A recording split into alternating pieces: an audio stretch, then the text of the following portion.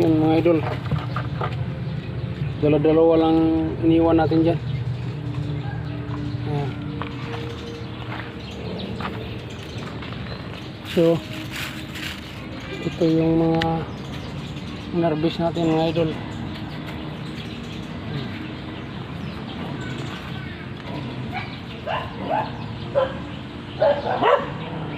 Trisi praso mga idol. Ano natin yan mga idol, binta uli natin para may pambili tayong patoka.